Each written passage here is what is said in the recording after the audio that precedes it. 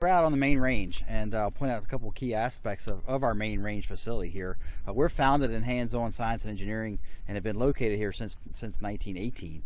If you look down the Potomac River, we're blocked by the shelter there, but if we step back a little bit, we can see over the horizon down the Potomac River where we have in excess of a 26-mile shot of active river range that we get to use on a daily basis. That's why we're located here. We have airspace of 60,000 feet, so we can test naval ordnance, weapon systems, autonomous systems, and a number of other warfighting systems that we develop. And if you look across the river, across the Machota Creek, is our explosive experimental area. So that's active testing on a daily basis as well. It's actually about a 15-minute drive through King George County to get to the other side of the base, but we have a barge that goes back and forth as we need, depending on the operations that we have ongoing. We have a laser backstop. We can fire high-energy lasers from here, for example, test across the maritime boundary layer and how we operate over open water. So that's the part of the point of that facility as well, is it gives us an opportunity to test across that type of environment that our sailors and Marines will see. I grew up in the United States Navy, so I'm on year 25 now, so I've operated all the equipment that this facility puts out to our sailors. And it's been an absolute pleasure for the last 3 years to be in command of that team that has designed and developed those weapon systems for our fleet. It's an absolute pleasure to be here. You look at this, you think of where the situation in the world today, and just what Dahlgren and what this plays in it. And again, we're grateful to have all of you here. Yes, sir. It's an absolute wonderful history. So for 104 years, about 104 years, we've been here doing the design and development of those weapon systems for our Navy. So started off with cannons and guns and have moved on to combat systems. So you talked about the situation in the world today. I'll tell you, our Navy wouldn't be where we are today technologically in the weapon systems capability without Dahlgren. And that's been true for 104 years. If it's on a surface ship and it's operated by our sailors, this is where the scientists and engineers are going to be here putting that together to put that capability out to the fleet. And so it's a pleasure to be here at this time to see that. And so we bring to bear about 5,000 civilian employees with various science and engineering expertise and all the business functions that back that up right here at the Dahlgren site. So we have really world-class talent in a number of specialty areas that relate to combat systems and warfare systems development and integration. You think of the technology and you think of where we're at, and think that a lot of that is being tested and kind of honed right here in King George. That's absolutely the case, and it has for over 100 years. Like I said, we were located here starting in 1918 because the Navy ran out of river range at the Indian Head site. So we were originally the Indian Head Lower Station. And over the years, as we've understood longer range weapons, the trajectory and ballistic flight paths, we've equated that to greater computing power, and it's really how we've developed the nation's computing infrastructure in a lot of ways, and then how we fight and build combat systems as a Navy. To think that this all happens right here, and just with the Potomac right here, and to have this is a perfect spot.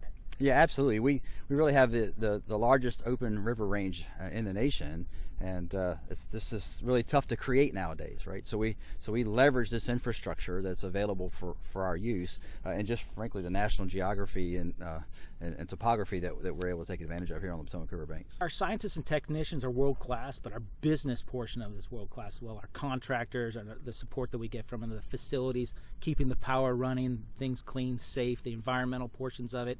The comptroller to move money. We've got world-class business professionals as well as world-class technicians working together to design and develop that technology and capability for the fleet. They're fascinating people. They're phenomenal people, not just fascinating. Well, and we often don't think about that. That's one part of it, that the kind of the business end that we don't think about. We don't, and to that, the business end, also the business end around the community. So within our ecosystem, we recognize that if we don't have world-class schools, if we don't have world-class, I'll say, food lions, right? If we don't have phenomenal folks at Food Lion, we don't have the businesses that surround us in the county and the community to help the men and women that are here on base, to help them throughout their daily lives. If we don't have a world-class community, not just here in Dahlgren, King George, but in Caroline County, in Westmoreland, and over in Colonial Beach, Stafford County, Fredericksburg, if we don't have all those folks working together, we're not able to deliver the weapon systems for our Navy. You talk about a team and a team approach, and that really seems how you look at all of this. It is absolutely a team. It is again a group of great patriots I say great patriots. For 104 years, this community has been building those humans, right? That intellectual and emotional capital necessary to put in the hard work to deliver what we need to our fleet. This is an exciting place to be. We love the talent base that we have here, the opportunity to grow the workforce, and right here in rural King George County to have 5,000 civilian scientists, engineers, and business professionals executing our mission. You think of what this base means to the economy, not just King George, yeah, but the Fredericksburg area. Yeah, sure. I mean, we execute $1.9 billion a year of work for the Department of the Navy and our joint customers. So a big impact certainly on our local economy, and we'd be glad to share with you the greater data that shows the broader than that $2 billion and how it gets out and makes this community tick. I would think, Dale, that when you look ahead too, that the facility and the spot you've got here only becomes even more valuable as technology changes, sure, as the world becomes more dangerous. Sure, especially as we look at our technical strategic thrusts, things like hypersonics testing. We have a hypersonics test capability here, intelligent automation, a large thrust in software engineering and digital engineering capability. So we have what we call a digital proving ground, and so we're working hard now to have the integration of that digital capability with our physical infrastructure. So bringing together the ability to test physically over the water, or to generate the models and simulation that allows us to assess weapon systems without ever firing. Thanks again for what you do. It's honor to be here and just to look at this and to realize what's behind it and what you all provide for our country.